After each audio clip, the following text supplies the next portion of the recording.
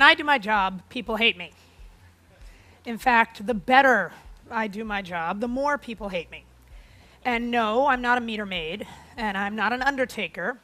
I am a progressive lesbian talking head on Fox News.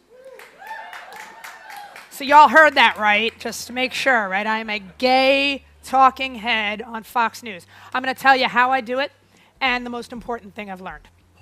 So I go on television. I debate people who literally want to obliterate everything I believe in some cases who don't want me and people like me to even exist. It's sort of like Thanksgiving with your conservative uncle on steroids with a live television audience of millions. It's totally almost just like that. And that's just on air. The hate mail I get is unbelievable. Last week alone, I got 238 pieces of nasty email and more hate tweets than I can even count. I was called an idiot, a traitor, a scourge, a cunt, and an ugly man, and that was just in one email. So, what have I realized being on the receiving end of all this ugliness? Well, my biggest takeaway is that for decades we've been focused on political correctness, but what matters more is emotional correctness. Let me give you a small example. I don't care if you call me a dyke. I really don't. I care about two things. One, I care that you spell it right.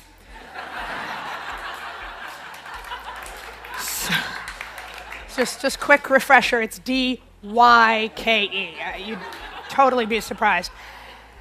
And second, I don't care about the word, I care about how you use it. Are you being friendly? Are you just being naive? Or do you really want to hurt me personally?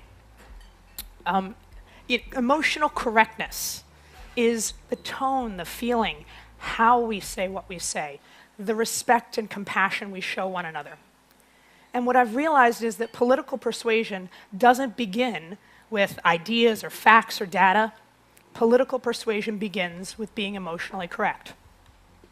So when I first went to go work at Fox News, true confession, I expected there to be marks in the carpet from all the knuckle dragging, right? That, by the way, in case you're paying attention, is not emotionally correct. But liberals on my side, we can be self-righteous, we can be condescending, we can be dismissive of anyone who doesn't agree with us. In other words, we can be politically right, but emotionally wrong. And incidentally, that means that people don't like us, right? Now here's the kicker. Conservatives are really nice. I mean, not all of them, and not the ones who send me hate mail, but you would be surprised. Sean Hannity is one of the sweetest guys I've ever met. He spends his free time trying to fix up his staff on blind dates, and I know that if I ever had a problem, he would do anything he could to help. Now, I think Sean Hannity is 99% politically wrong, but his emotional correctness is strikingly impressive, and that's why people listen to him. Because you can't get anyone to agree with you if they don't even listen to you first. We spend so much time talking past each other and not enough time talking through our disagreements. And if we can start to find compassion for one another, then we have a shot at building common ground.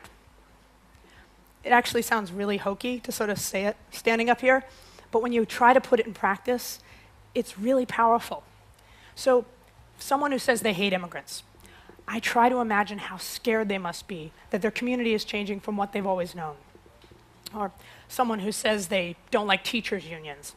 I bet they're really devastated to see their kids' school going into the gutter and they're just looking for someone to blame.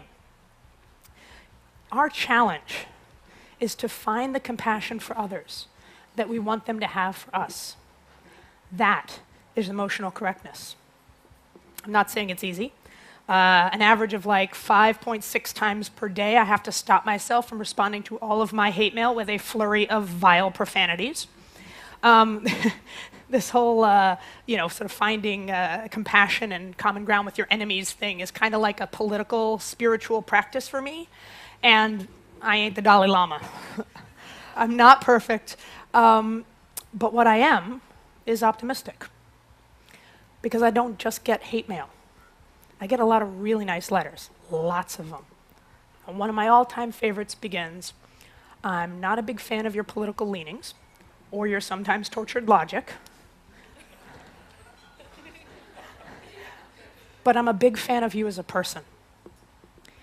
Now, this guy doesn't agree with me, yet. But he's listening. Not because of what I said, but because of how I said it. And somehow, even though we've never met, we've managed to form a connection. That's emotional correctness. And that's how we start the conversations that really lead to change.